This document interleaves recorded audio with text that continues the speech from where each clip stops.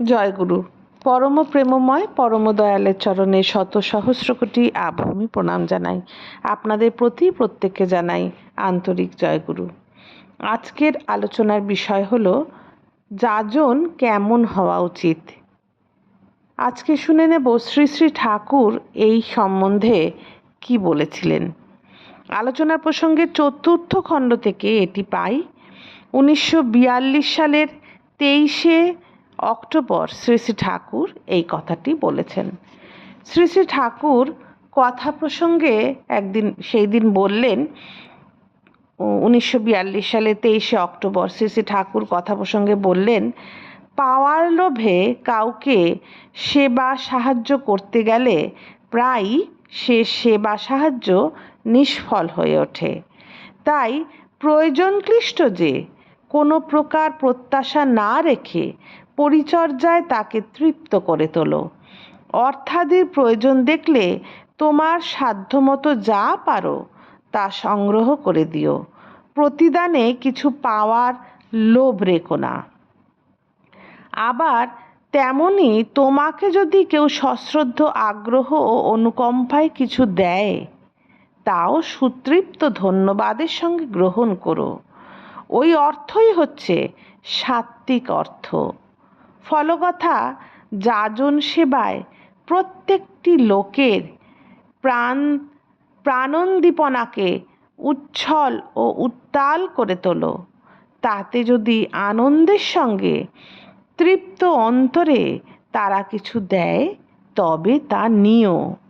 তারা দেবে এমনতর প্রত্যাশা যদি অন্তরে পোষণ করো, তাহলে তাদের কাছ থেকে না পেলে অন্তর ক্ষুণ্ণ হবে এবং তাতে তোমার করার ক্রমাগতি ছিন্ন হবে।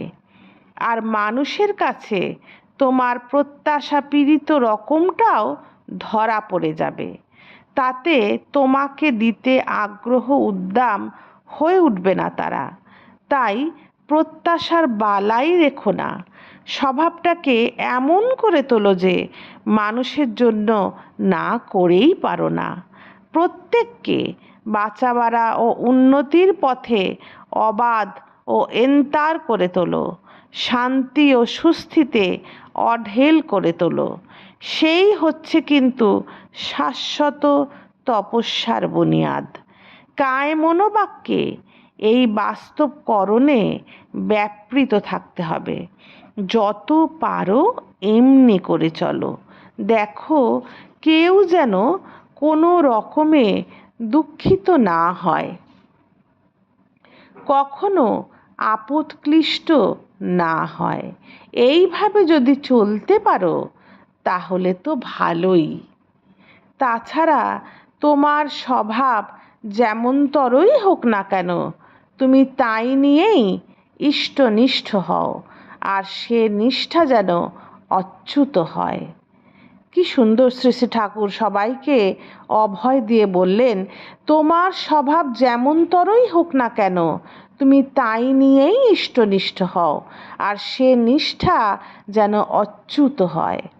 আর সব সময় উদ্দীপ্ত অন্তঃকরণে ওই তোমার স্বভাব, তা খারাপই হোক আর ভালোই হোক, তা দিয়ে যাতে তোমার ইষ্টকে সুদীপ্ত করে রাখতে পারো, সুতৃপ্ত করে রাখতে পারো, তা করতে এতটুকুও পিছপা হইও না। তা তোমার স্বভাব সম্পদ যাই থাক না কেন। তোমার মন্দ যা কিছু আছে তা দিয়েও তার ভালো করতে চেষ্টা করো। তোমার ভালো যা আছে তা দিয়েও তাকে নন্দিত করতে চেষ্টা করো। তাই আমাদের কোনো ভয় নেই। শ্রী শ্রী ঠাকুর বললেন, তোমার মন্দ যা কিছু আছে তা দিয়েও তার ভালো করতে চেষ্টা করো।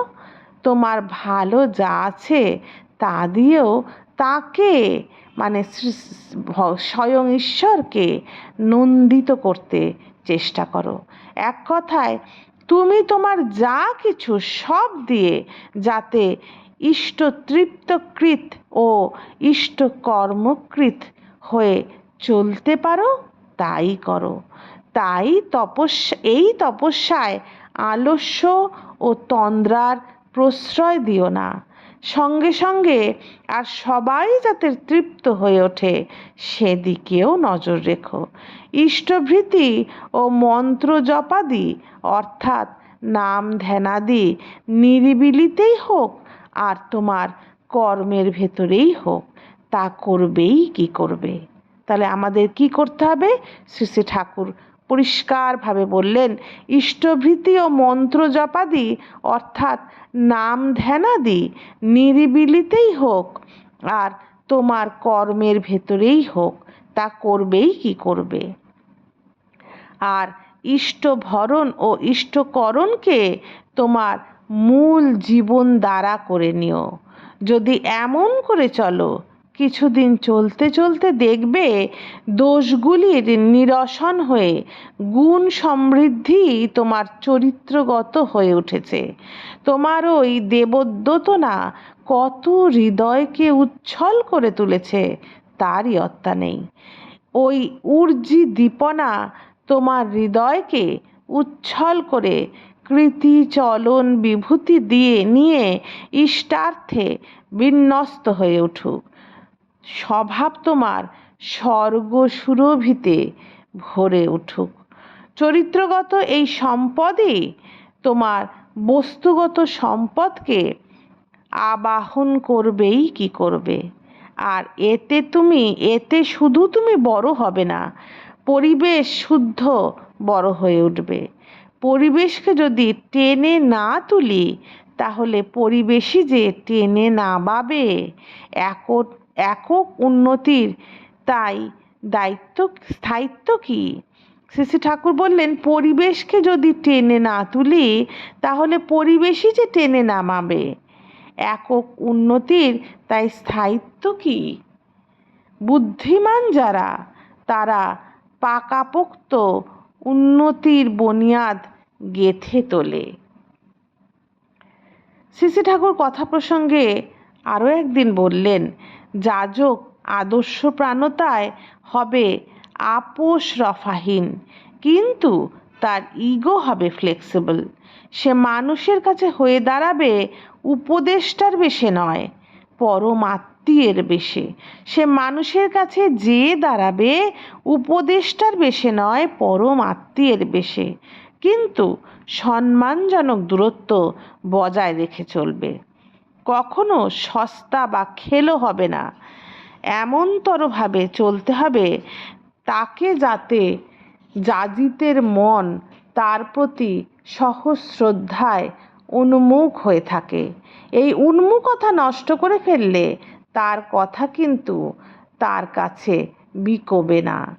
আবার এও লক্ষ্য রাখতে হবে তাকে, যাতে তার অহমিকার সংঘাতে যাজিতের অহমিকা উদ্রিক্ত হয়ে না ওঠে। ইতর অহং যখন উগ্র হয়ে ওঠে তখন মানুষ সাধারণত কোনো ট্রুথ রিসিভ করতে পারে না। শ্রী শ্রী ঠাকুর বললেন, আমাদের মধ্যে অনেক ইতর অহং তো আছে, সেই ইতর অহং যখন উগ্র হয়ে ওঠে তখন মানুষ সাধারণত কোনো ট্রুথ বা সত্যকে গ্রহণ করতে পারে না। তাই তিনি বিশেষভাবে হুঁশিয়ার করে দিলেন, বললেন এও লক্ষ্য রাখতে হবে যাজককে, যাতে তার অহমিকার সংঘাতে যাজিতের অহমিকা, যাজিতে মানে যাকে যাজন করা হচ্ছে, যাকে কথা বলা হচ্ছে, সেই যাজিতের অহমিকা যাতে উদ্রিক্ত না হয়।